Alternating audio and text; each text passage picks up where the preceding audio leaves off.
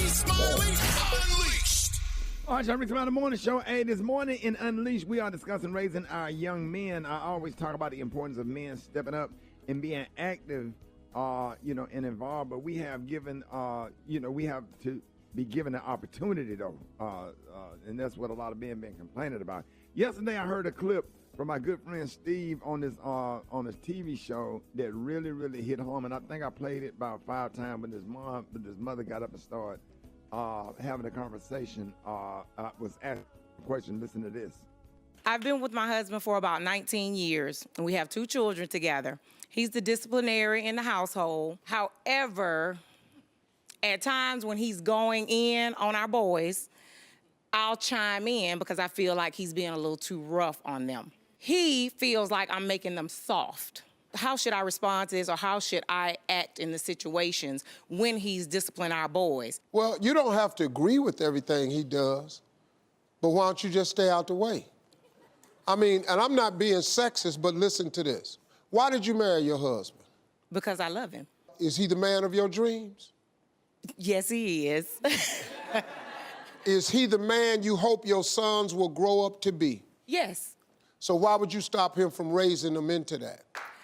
I'm not stopping him. I'm not stopping him. I just feel at times he's a bit harsh with the punishments. He is hard on them because they boys. Undisciplined boys grow up to be undisciplined men. Do you know the problem you're gonna have? Yes. Undisciplined men end up in the hospital or in a prison, or they end up in a grave. That's what happens to undisciplined men. I got 4 daughters and 3 sons. I have raised my sons entirely different than I raised them girls, because I had to, because of the different set of expectations on the boys. Now, do I want my girls to be successful? Yes. Do I want them to get equal pay? Yes. Do I want them to be treated fairly? Yes. Do I let men run over them? Ain't no way. I've raised my daughters to be strong, independent, and all of that. All my girls got college degrees. But them sons of mine, and they mothers know, let me have these boys. I ain't over here trying to turn the girls into women, because I don't know how. I know nothing. But I know about these boys, and I know what it takes to be a man, so I got them. Now, my wife has told me, you too hard on them boys. That's what I think he is. He's too hard. But they play us against each other now. So they know mom is more laid back, dad is more strict. So they play the role of, if my husband's yelling at him, my 11-year-old will say, well, mama said I could do it. And why do you think he does that? Because mama said. He's playing us, but he's playing us, Steve, and it's... Because kids are manipulative. Yes. They are master manipulators. They don't mean no harm, they just doing what they can do. Kids are slick. Now they playing y'all against one another. Marjorie and I came to a conclusion. When the girls come in there and ask me something, or the boys come in there and I know that I got a feeling they've been upstairs, I say, go ask your mama. When they go and ask her, they say, go ask your father. Now they go, well, I already asked mama. Well, what did she say? And whatever she said upstairs, I go along with that. Now, if we disagree,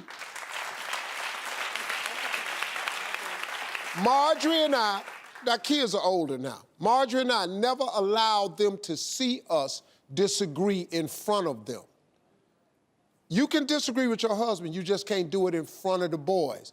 Because once they see it in front of each other, then they got you. And here they come, because you done stepped in too many times. So, have you picked up anything? Yes, I have. Thank you very much. Let your husband raise them boys. You might mess around and have 2 fine young men like the one you married. Yes. That should be strategically placed in the Holy Bible. Oh, If Steve ain't never said nothing else that was true and that was real, he said that one right there. And I mean, I felt that, man. That brought tears to my eyes, and I just wish that all parents, would listen to that. You cannot undermine your kids, undermine the other parent in front of the kids, or whatever. No. If dad getting on them and dad got them in the corner and barking at them a little bit or whatever, if you can't take it, you just going to have to leave the room. My granddaddy told my grandmama, said, listen, if you can't take them coaches being hard on him at football practice, you don't need to go up there. That's why we got him up there, taking him up there to football practice to make him tough, where he could get some more discipline and some more structure and, and being in athletics and stuff like that. That was everything. That was everything. It's so important, and that's what's wrong with our young men. You know, a lot of our young men don't even know how to greet each other. They don't know how to greet other adult men. They don't know how to shake hands. They don't know how to make eye contact and stuff. And just, man, it's crazy. And we've all raised boys, and Rock T is still raising his. We all raised boys, and you know what he's saying. You know, we're never going to be as hard on them as the world is going to be.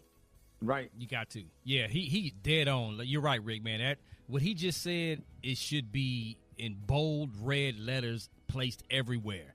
Yeah. And my son, he's 14 right now. So Crystal, she stepped out the way. You know, I did the same thing with the girls with Lyric and Harmony. I stepped out the way and let her teach them to be women. But you can't play like that, man. You got to raise them hard. Yeah, that undermining men and stuff, and everybody out here, everybody that's listening to the radio right now, you can't go to no baseball game, you can't go to the football game, you can't go to a basketball game, you can't go to the fair, you can't go to a marching band competition or whatever, because our young men out here acting a fool, they shooting up the place, they fighting, doing all kind of stuff, and all of this come from lack of discipline and lack of structure.